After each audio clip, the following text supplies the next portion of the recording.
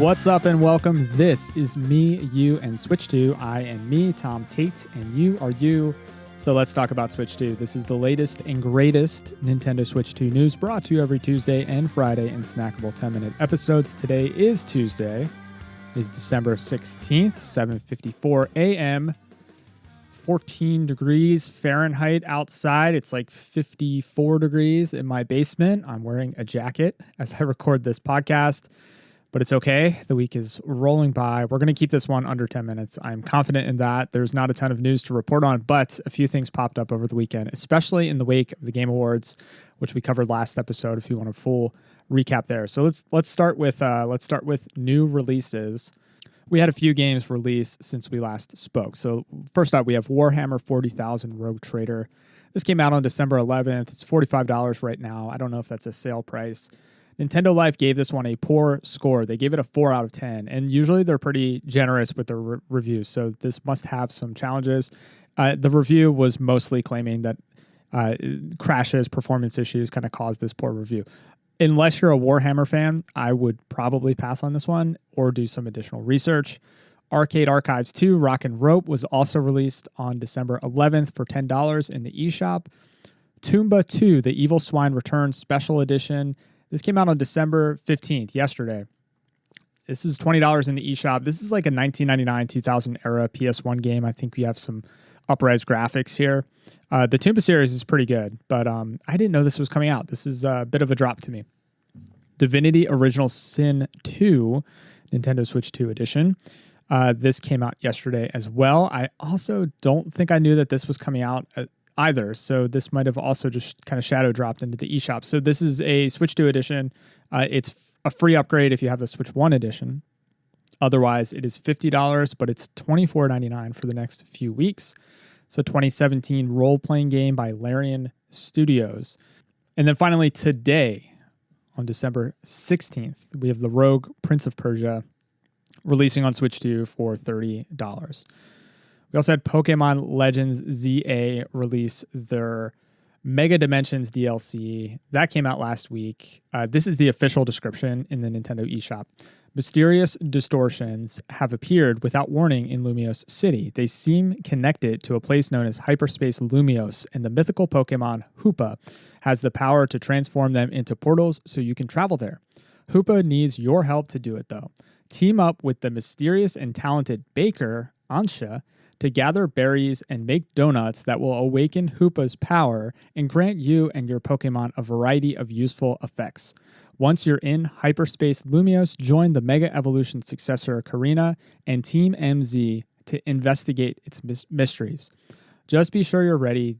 This otherworldly version of Lumiose City can be a threatening place. The Pokemon here are different and sometimes rare, with hyperspace levels that can make their total levels exceed the normal limit of 100. So Polygon's Austin Manchester said, Pokemon Legends Z through A's first major DLC isn't worth the calories, calling it an underbaked DLC. Nintendo Life's Alana Haig, she gave it a 6 out of 10. Her joys: tons of new returning Pokemon, level 100 plus Pokemon are fantastic, and fights are still great, and there's genuine challenge here. But her cons: formula is grindy and gets repetitive fast, donut making and berry gathering is a pain, and platforming and navigation is frustrating. One of the top posts on r/Pokemon right now on the subreddit is Mega Dimension DLC is in the running for the worst Pokemon product I've ever played. The worst Pokemon product I've ever played. So as a reminder, this is a $30 DLC on top of an already $70 title. I'm sure there are people who have enjoyed this, who are enjoying this. So if you are interested and you have Pokemon Z through A and you enjoy it, just do a little bit more research to see if this is worth your $30. So not promising in these reviews, but that doesn't mean that it's terrible. All right, let's round things out with a few game announcements and news. I'm going to link to a Digital Foundry video on Skyrim's Switch 2 edition. If you like these technical deep dives, you'll enjoy this one. They also did a really good video. This is kind of cross-platform, but they did a good video rounding up all of the games with the best graphics in 2026. I'll definitely check that one out. And then for Skyrim, there's still a lot of fine tuning that can be done. I think there's a lot of performance issues that can be improved. That's been the general gist of the reviews that I've been reading. Hollow Knight Silksong has sold 7 million units cross-platform. Team Cherry announced a Silksong expansion. They also announced that a Nintendo Switch 2 edition for the first Hollow Knights will be released in 2026, which should bring graphic and performance improvements.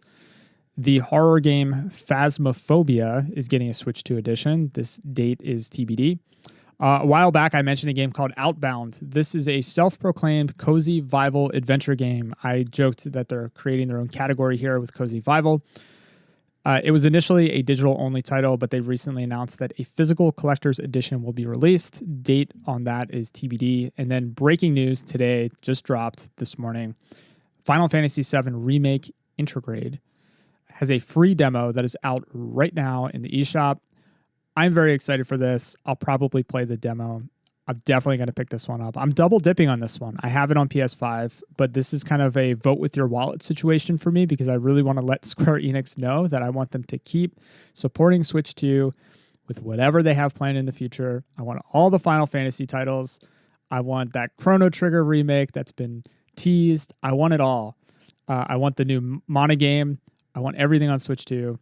That would be awesome. All right, that's it for today. We're going to keep it under 10 minutes. I hope that you enjoyed the week. Hopefully you have a holiday break coming up. Keep on pushing through. It'll be here before you know it. I'll be back on Friday with a new episode. I'm also preparing a fun Jeopardy-style quiz, a Jeopardy-style game for the New Game Plus podcast. I'll be recording that one later this week, and it'll air for their Christmas episode. So I will put a link when that is out if you want to check that one out. I've been doing this for the past 5 years, I think, and it's such a good time. Always a lot of fun with those guys. As always, I want to thank you so much for your time and your attention. A kind rating or review on your podcast listening app of choice helps me continue to grow the show. Sharing with a friend, family member, Discord server, subreddit, wherever gamers hang out goes even further. You can head on over to switch2pod.com for all the things. Much love. Now go play some games.